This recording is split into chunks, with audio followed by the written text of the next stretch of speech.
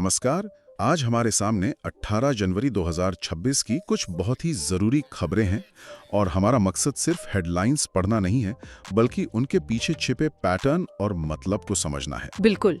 आज की खबरों को देखकर तो ऐसा लग रहा है कि भविष्य की 3 सबसे बड़ी ताकतों एनर्जी, टेक्नोलॉजी और जियोपॉलिटिक्स पर भारत बहुत बड़े दाव लगा रहा है। सही कहा। तो चलिए इसी बड़ी तस्वीर से शुरू करते हैं। पहली खबर है दुनिया के सबसे बड़ी ग्रीन अमोनिया प्रोजेक्ट के बारे में, जो आंध्र प्रदेश के काकीनाडा में लग रहा है। अब ये सुनने में तो एक बड़ा इंडस्ट्रियल प्रोजेक्ट लगता है, लेकिन इसका असली मतलब क्या है? ये सिर्फ एक फैक्ट्री नहीं है, ये भारत की ऊर्जा कूटनीति का एक बहुत बड़ा दाव है। अच्छा। ग्रीन अमोनिया का मतलब है कि इसे बनाने में सोलर या विंड एनर्जी जैसी क्लीन एनर्जी का इस्तेमाल होता है, मतलब कोई कार्बन उत्सर्जन नहीं। एम ग्रीन नाम की कंपनी इसे बना रही है। ठीक है।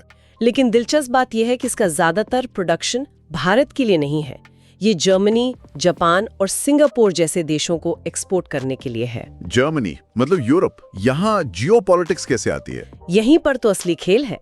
यूरोप, खासकर जर्मनी, रूस पर अपनी गैस निर्भरता खत्म करने के लिए बेताब है।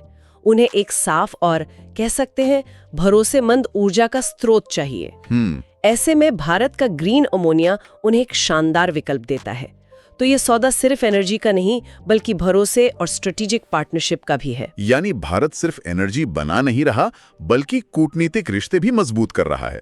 बिल्कुल। भारत ये दिखाकर अपनी ग्लोबल पोजीशन मजबूत कर रहा है कि वो भविष्य की क्लीन एनर्जी सप्लाई चेन का एक अहम हिस्सा बन सकता है। कमाल है।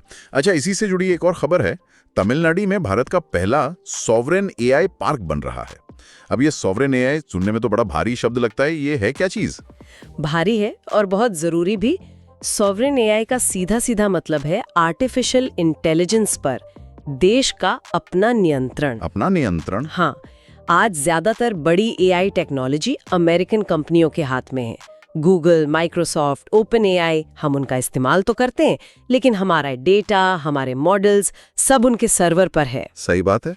तमिलनाडु सरकार और सर्वम एआई का ये पार्क इसी निर्भरता को तोड़ने की एक कोशिश है। तो क्या इसका मतलब यह है कि भारत अपना खुद का चैट जीपीटी बनाने की तैयारी कर रहा है? एक तरह से हाँ, लेकिन उससे भी कहीं ज्यादा।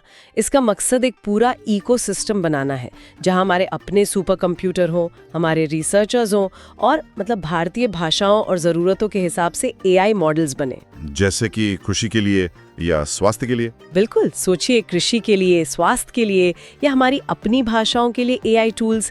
ये डेटा सिक्योरिटी और टेक्नोलॉजिकल आज़ादी की लड़ाई है। चुनौती बहुत बड़ी है, लेकिन ये एक ऐसा कदम है जो भारत को टेक्नोलॉजी का सिर्फ यूजर नहीं, बल्कि क्रिएटर बनाएगा। तो हमने एनर्जी पर कंट्रोल की बात की, फिर डेटा और एआई पर कंट्रोल की। अब तीसरी कड़ी आती है सेमीकंडक्टर चिप्स की। अमेरिका ने भारत को पैक्स सिलिका नाम की एक पहल में शामिल होने का न्योता दिया है। ये क्या है? अगर ग्रीन अमोनिया ऊर्जा की लड़ाई है और एआई पार्क डेटा की, तो पैक्स सिलिका उस हार्डवेयर की लड़ाई है जिस पर ये सब चलता है, सेमीकंडक्टर चिप्स। आज दुनिया की सबसे एडवांस चिप्स कुछ ही जगहों पर बनती हैं, खासकर ताइवान में। ये एक बहुत बड़ी रणनीतिक कमजोरी है। सही बात है। तो पैक्स सिलिका अमेरिका की एक कोशिश है कि भरोसेमंद देशों का एक ग्रुप बनाया जाए जो मिलकर चिप्स की सप्लाई चेन को सुरक्षित करे, डिजाइन से लेकर मैन्युफैक्चरिंग तक। और इसमें भारत का शामिल होना ये तो एक बहुत बड़ी बात है। बहुत बड़ी। ये दिखाता है कि अमेरिका भारत को सिर्फ एक बाजार के तौर पर नहीं, बल्कि एक भरोसेमंद टेक्नोलॉजिकल पार्टनर के तौर पर देख रहा है। तो अगर इन तीनों खबरों को जोड़कर देखें, ग्रीन एनर्जी, एआई और सेमीकंडक्टर, तो ये अगले दशक के लिए भारत की वैश्विक महत्वाकांक्षाओं का एक ब्लूप्रिंट लगता है। बिल्कुल। ये तो हुई ग्लोबल स्ट्रैटेजी की बात, लेकिन देश के अंदर क्या चल रहा है? राज्यों के बीच भी तो एक होड़ लगी है। नीति आयोग की निर्यात तैयारी सूचकांक 2024 की रिपोर्ट आई है। इसमें क्या खास है? ये रिपोर्ट एक तरह से राज्यों का रिपोर्ट कार्ड है, मतलब कि वे सामान एक्सपोर्ट करने के लिए कितने तैयार हैं। इसमें सब कुछ देखा जाता है। पोर्ट कैसे हैं, सड़कें कैसी हैं, नीतियां कितनी बिजनेस फ्रेंडली हैं। अच्छा। बड़े राज्यों की लीडर्स कैटेगरी में महाराष्ट्र ने टॉप किया है, उसके बाद तमिलनाडु और गुजरात है। ये कोई हैरानी की बात नहीं है। हाँ, ये तो पारंपरिक रूप से औद्योगिक राज्य हैं। बिल्कुल। लेकिन मुझे जो दिलचस्प लगा वो थी छोटी कैटेगरी, जिसमें छोटे राज्य, केंद्र शासित प्रदेश और पूर्वोत्तर के राज्य शामिल हैं। यहाँ उत्तराखंड ने टॉप किया है। एक पहाड़ी राज्य का एक्सपोर्ट में टॉप करना थोड़ा चौंकाता है। बिल्कुल। और यही इस रिपोर्ट की सबसे खास बात है। ये दिखाता है कि एक्सपोर्ट सिर्फ बंदरगाहों का खेल नहीं रह गया है। उत्तराखंड फार्मा, एग्रीकल्चरल प्रोडक्ट्स और टूरिज्म जैसी चीजों पर फोकस कर रहा है।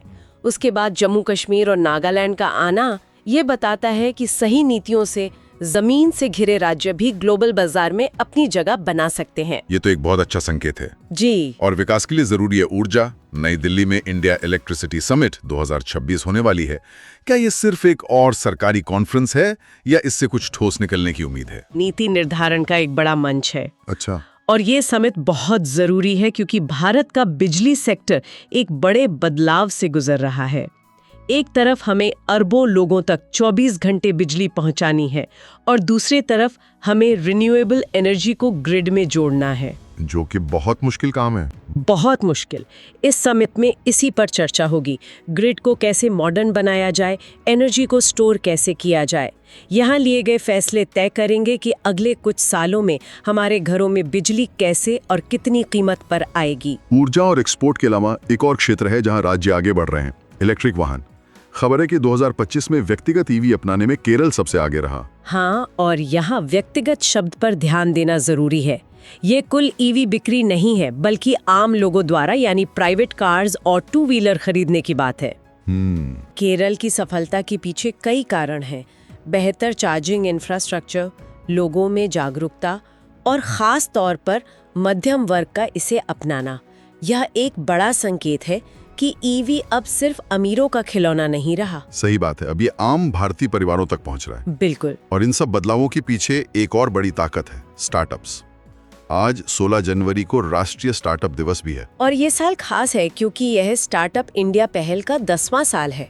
2016 में जब ये शुरू हुई थी तो बहुत लोगों को शक था। हाँ, बिल्कुल। लेकिन आज भारत दुनिया का तीसरा सबसे बड़ा स्टार्टअप इकोसिस्टम है। ये दिन सिर्फ जश्न मनाने का नहीं, बल्कि यह याद दिलाने का भी है कि देश की बड़ी बड़ी समस्याओं का समाधान अक्सर छोटे गैराज या कोवर्किंग स्पेस में काम कर रहे युवा उद्यमी खोज निकालते हैं। बिल्कुल। अब जरा अंतर्राष्ट्रीय मंच की ओर चलते हैं। अबू धाबी में इंटरनेशनल रिन्यूएबल एनर्जी एजेंसी यानी आईरीना की 16वीं महासभा हुई।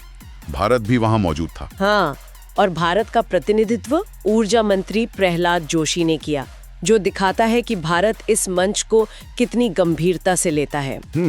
यहाँ एक बहुत दिलचस्प रिपोर्ट आई जिसके मुताबिक 2024 में दुनिया भर में रिन्यूएबल एनर्जी सेक्टर में 1.66 करोड़ नौकरियां थीं।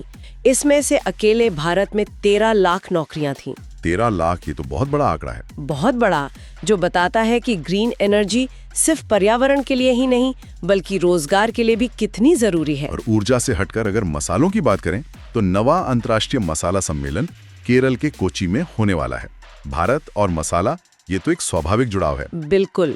केरल को मसालों का बगीचा कहते हैं और भारत दुनिया का सबसे बड़ा मसाला उत्पादक है। ये सम्मेलन सिर्फ एक ट्रेड फेयर नहीं है।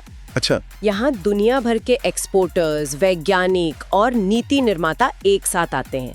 वे इस पर बात करते हैं कि क्वालिटी कैसे बेहतर हो, नई टेक्नोलॉजी का इस्तेमाल कैसे हो। आज के दौर में जब हर कोई सेहत को लेकर इतना सजग है, ये सम्मेलन भारत को लैंड ऑफ स्पाइसेस के तौर पर और मजबूती से स्थापित करता है। समझ गया। अब अंतर्राष्ट्रीय मंच पर एक और बड़ी खबर यमन से है, जहां शाया मोहसिन जिंदानी को नया प्रधानमंत्री बनाया गया है। यमन तो काफी समय से गृह युद्ध में फंसा हुआ है। इस बदलाव का क्या मतलब है? यमन की स्थिति बहुत जटिल है। ये देश 2014 से गृह युद्ध की आग में जल रहा है। ये नियुक्ति सऊदी समर्थित प्रेसिडेंशियल लीडरशिप काउंसिल के कहने पर हुई है। जिंदानी कोई नए खिलाड़ी नहीं है, वे पहले विदेश मंत्री रह चुके हैं। लेकिन असली बात ये है कि यमन सिर्फ यमन के लोगों की लड़ाई नहीं है, इसमें सऊदी अरब, ईरान, यूएई जैसे बाहरी ताकतों के हित जुड़े हैं। यानी एक प्रॉक्सी वॉर चल रही है। एक तरह से हाँ। राजधानी सना पर हुती विद्रोहियों का कब्जा है और सरकार अदन से काम कर रही है। यह नियुक्ति स्थिरता लाने की एक और कोशिश है, लेकिन जब तक बाहरी ताकतें अपने हित साधती रहेंगी, यमन में शांति एक दूर का सपना ही रहेगा। दुखद है। अच्छा, अंतर्राष्ट्रीय राजनीति से हटकर विज्ञान की दुनिया में चलते हैं। पर्यावरण के क्षेत्र का नोबेल कहा जाने वाला टाइलर प्राइज इस साल टोबी कीयर्स को मिला है। उनका काम क्या है? टोबी कीयर्स एक माइकोलॉजिस्ट है, यानी वे फंगस का अध्ययन करती हैं और उनका काम बहुत ही आकर्षक है। वे माइकोराइजल फंगल नेटवर्क पर रिसर्च करती हैं। Mycorrhizal fungal network. हाँ, ये पौधों की जड़ों में और उनके आसपास फैला फंगस का एक भूमिगत नेटवर्क है। इसे वुड वाइड वेब भी कहते हैं। Would wide web. जी, ये एक तरह का बायोलॉजिकल इंटरनेट है जहाँ पेड़ और पौधे आपस में पोषक तत्व और जानकारी साझा करते हैं। उनका शोध हमें ये समझने में मदद करता है कि पूरा इकोसिस्टम कैसे काम करता है। कमाल है, प्रकृति के छिपे हुए कनेक्शन को उजागर करने जैसा है। बिल्कुल। चलिए अब कुछ खबरें खेल जगत से। क्रिकेट में आईसीसी ने दिसंबर 2025 के लिए player of the month awards की घोषणा की है। हाँ, ये अवार्ड्स खिलाड़ियों के महीने भर के प्रदर्शन को मान्यता देते हैं। वुमेन्स कैटेगरी में दक्षिण अफ्रीका की कप्तान लॉरा वॉलवार्ट को मिला है। और मेंस कैटेगरी में? मेंस कैटेगरी में ऑस्ट्रेलिया के तेज गेंदबाज मिशेल स्टार्क ने बाजी मारी।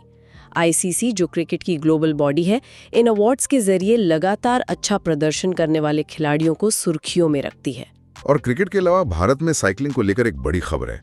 महेंद्र सिंह धोनी को पुणे ग्रैंड टूर 2026 का गुडविल एम्बेसडर बनाया गया है। ये थोड़ा अजीब कॉम्बिनेशन नहीं लगता? क्रिकेट के भगवान और साइकिलिंग। देखने में लग सकता है, लेकिन ये एक बहुत स्मार्ट मूव है। ये कोई गली मोहल्ले की रेस नहीं है। अच्छा। ये भारत की पहली multi stage professional road cycling race है जिसे इंटरनेशनल साइकिलिंग यूनियन (UCI) से मान्यता मिली है।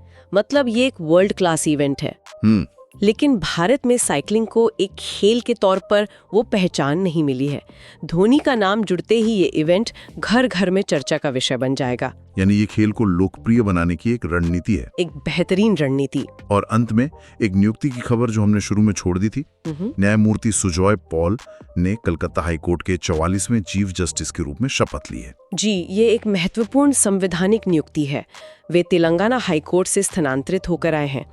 अक्सर प्रतियोगी परीक्षाओं में इस तरह के सीधे सवाल पूछे जाते हैं, लेकिन इसका एक बड़ा मतलब भी है। बिल्कुल।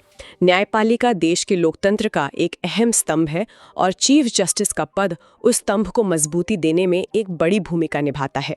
तो आज हमने देखा कि कैसे टेक्नोलॉजी, ऊर्जा, अर्थव्यवस्था और कूटनीति की डोरियां एक दूसरे से कितनी गहराई से जुड़ी हुई हैं।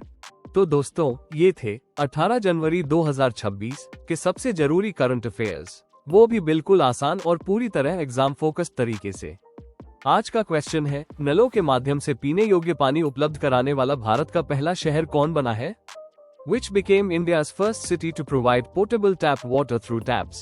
इस क्वेश्चन का राइट आंसर क्या होगा? कमेंट जरूर करें। अगर वीडियो अच्छा लगा हो तो लाइक करें, अपने दोस्तों के साथ शेयर करें और चैनल को सब्सक्राइब जरूर करें। इस सेशन का PDF डाउनलोड करने के लिए हमारे टेलीग्राम चैनल से अवश्य जुड़े, QR कोड स्कैन करके, या फिर लिंक डिस्क्रिप्शन और पिन कमेंट में है। मिलते हैं नेक्स्ट सेशन में। Till then, keep learning, keep growing. Thank you.